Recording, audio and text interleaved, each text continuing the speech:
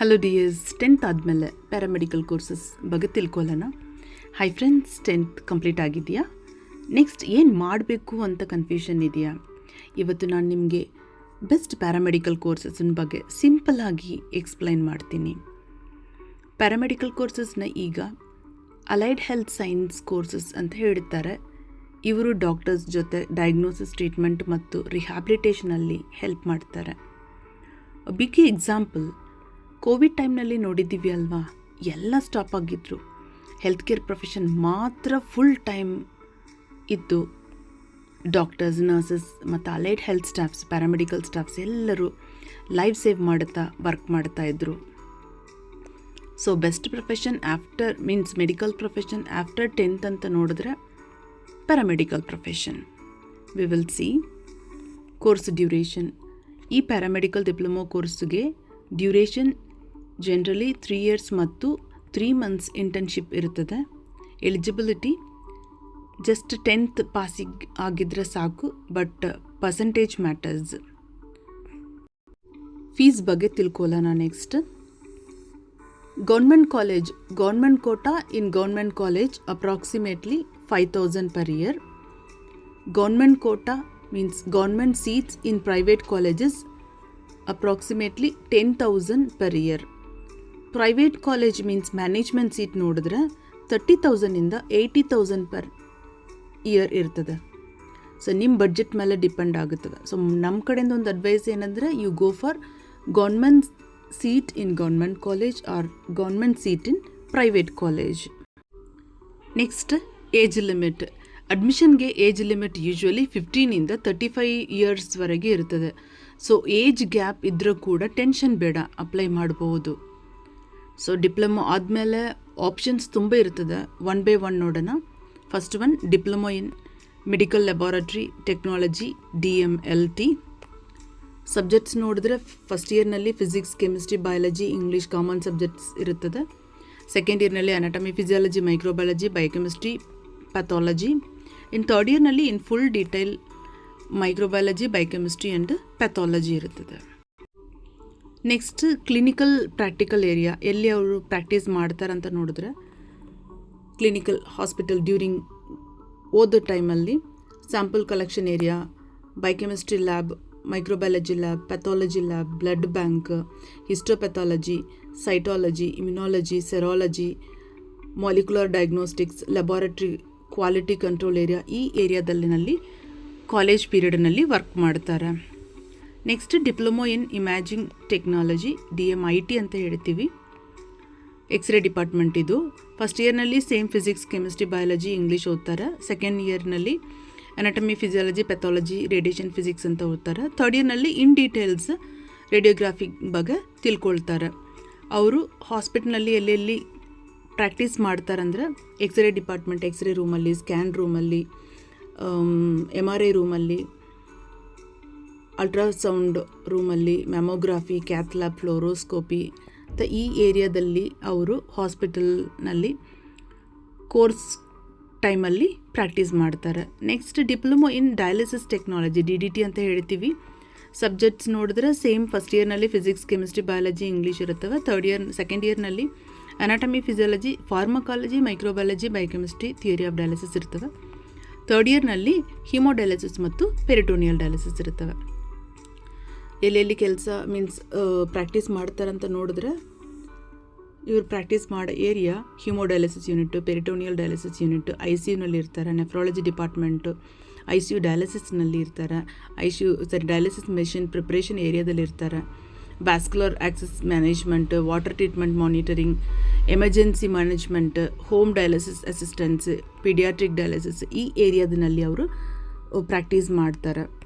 Next, diploma in operation theatre anaesthesia technology, DOT and AT ಅಂತ ಹೇಳ್ತೀವಿ.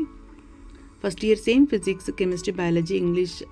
Second ಇಯರ್ನಲ್ಲಿ anatomy, physiology, pharmacology, microbiology, biochemistry, fundamentals of operation theatre. Third ಇಯರ್ನಲ್ಲಿ OT full detail subjects, anaesthesiology ಮತ್ತು operative surgery. ಅವರು practice ಮಾಡೋ area operation theatre, pre operative room, post operative room, CSSD ಅಂತ ಹೇಳ್ತೀವಿ, sterilisation room, ಅನಸ್ಥೀಸಿಯಾ preparation room ಮತ್ತು ICUನಲ್ಲಿ practice ಮಾಡ್ತಾರೆ.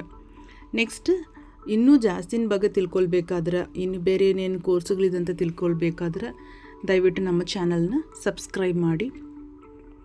5ನೇದು diploma in health inspector, DHI ಅಂತ ಹೇಳ್ತೀವಿ. ಅದನ್ನ ಸಬ್ಜೆಕ್ಟಿನ ಬಗ್ಗೆ ತಿಳ್ಕೊಳ್ಳೋಣ. Physics, chemistry, biology, English common subjects. ಆಮೇಲೆ paper 1, paper 2, paper 3. Again third ಇಯರ್ನಲ್ಲಿ ಪೇಪರ್ 1, ಪೇಪರ್ 2, ಪೇಪರ್ 3. ಇದರಲ್ಲಿ anatomy, physiology, sociology, behavioural science, ಆಮೇಲೆ communicable disease, non communicable disease, national health programmes, ಆಮೇಲೆ ಪೀಡಿಯಾಟ್ರಿಕ್ಸ್, ಡೆಮೋಗ್ರಫಿ ಎಲ್ಲ ಇನ್ ಡೀಟೇಲ್ಸ್ ಅದರಲ್ಲಿ ತಿಳ್ಕೊಳ್ತಾರೆ. ಅವ್ರನ್ನು ಕೂಡ practical ಕಲಿ ಏರಿಯಾ ನೋಡಿದ್ರೆ ವಿಲೇಜ್ ಹೆಲ್ತ್ ಸರ್ವೆಗೆ ಹೋಗ್ತಾರೆ, ಹೌಸ್ ಹೋಲ್ಡ್ ಸರ್ವೆಗಳಿಗೆಲ್ಲ ಹೋಗ್ತಾರೆ. Sanitary inspection of houses, drinking water inspection, water sample collection, water disposal inspection, toilet and drainage inspection, food and hygiene inspection, vector control activities ಇಂಥ field ಏರಿಯಾಗೆ ಹೋಗ್ತಾರೆ. ಮತ್ತು hospital posting ನೋಡಿದ್ರೆ OPD, immunisation clinic, maternal and child health MCH ಅಂತ ಹೇಳ್ತೀವಿ ಅಲ್ಲಿ, family planning clinic, infection control ಅಂತ ಹೇಳ್ತೀವಿ ಅಲ್ಲಿನೆಲ್ಲ work ಮಾಡ್ತಾರೆ. ಆಮೇಲೆ ನ್ಯಾಷನಲ್ ಹೆಲ್ತ್ ಪ್ರೋಗ್ರಾಮ್ ಏರಿಯಾಸ್ ಅಂತ ನೋಡಿದ್ರೆ TB control programme, leprosy control programme, malaria control, dengue control, HIV AIDS control, pulse polio programme, immunisation programme, ಇಂಥ ಪ್ರೋಗ್ರಾಮ್ದಲ್ಲೆಲ್ಲ ಅವರು ಪ್ರಾಕ್ಟೀಸ್ ಮಾಡ್ತಾರೆ. Next 6th one diploma in medical record technology, DMRT ಅಂತ ಹೇಳ್ತೀವಿ. ಅವ್ರ ಸಬ್ಜೆಕ್ಟ್ಸಿನ ಬಗ್ಗೆ ನೋಡೋಣ. First year physics, chemistry, biology, English same subjects for all. Second year anatomy, physiology, microbiology, pathology and medical record science ಅಂತ ಇನ್ನೊಂದು ಕೂಡ ಇದ್ದಾವೆ, ಬಯೋಸ್ಟ್ಯಾಟಿಸ್ಟಿಕ್ಸ್ ಅಂದ್ಬಿಟ್ಟು.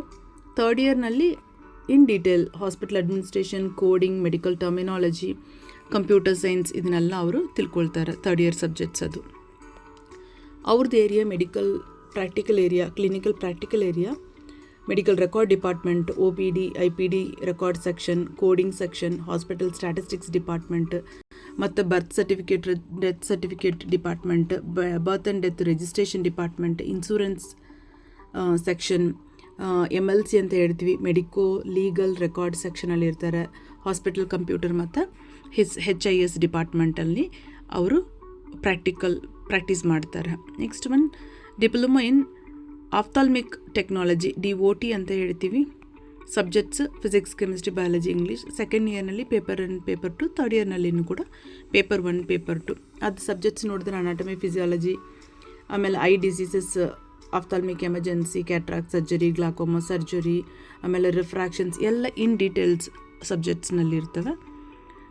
ಕ್ಲಿನಿಕಲ್ ಏರಿಯಾ, ಪ್ರಾಕ್ಟಿಕಲ್ ಏರಿಯಾ ಅಂತ ನೋಡಿದ್ರೆ IOPD, vision testing room, pre operative room, post operative room, ophthalmic OT, eye ವಾರ್ಡಲ್ಲಿ ಇರ್ತಾರೆ, dispensing ಆಪ್ಟಿಕ್ಸಲ್ಲಿ ಇರ್ತಾರೆ, patient counselling and care, operation theatre ಈ ಏರಿಯಾದಲ್ಲಿ ಅವರು ಪ್ರಾಕ್ಟಿಕಲ್ ಕಲಿತಾರೆ. ಈ 7 ಕೋರ್ಸನ್ನು ಬಿಟ್ಟು ನೋಡಿದ್ರೆ ಡಿಪ್ಲೊಮೊ ಆದಮೇಲೆ ಆಪ್ಷನ್ಸ್ ತುಂಬ ಇದೆ.